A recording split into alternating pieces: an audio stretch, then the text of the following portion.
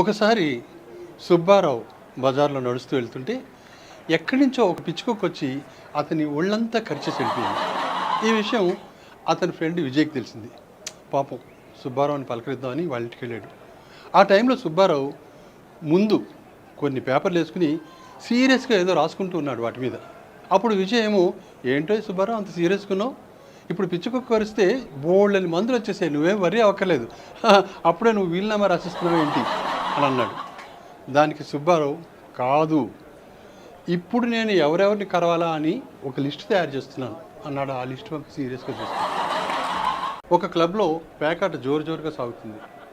అదే టైంలో ల్యాండ్లైన్కి ఒక ఫోన్ కాల్ వచ్చింది. అక్కడ బాయ్ ఏమో ఫోన్ ఎత్తాడు. హలో అంటే అవతల నుంచి ఒక స్త్రీ కంఠం అనమాట, బాబు అక్కడ మా ఆయన ఉన్నాడా అని అడిగింది. దాంతో వాళ్ళు, లేడు మేడం అని ఫోన్ పెట్టకపోతే, అరే ఆగు ఆగు, మా ఆయన ఉన్నాడా అని అడిగాను కానీ మా ఆయన ఎవరో నీకు చెప్పలేదు కదా, మా ఆయన ఎవరంటే అని చెప్పబోతుంటే ఆ బాయ్ ఏమో, అక్కర్లేదు మేడం, ఇక్కడున్న ప్రతి ఒక్కరు అదే చెప్పారు, ఫోన్ కాల్ వాళ్ళ ఆవిడ దగ్గర నుంచి వస్తే లేరని చెప్పమన్నాడు. అందరూ తెలివైన వాళ్ళే. భార్యాభర్తల మధ్యన బంధం చాలా విచిత్రమైంది.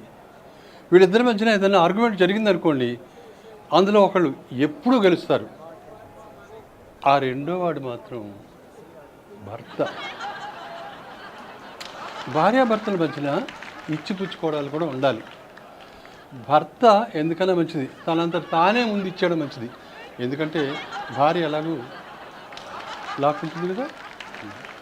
ఈ ప్రపంచంలో ఎంతో అందంగా, ఎంతో ముద్దుగా, ఎంతో ముచ్చటగా, ఎంతో తెలివితేటలతో ఉండే బిడ్డ ఒక్కడే ఉన్నాడు.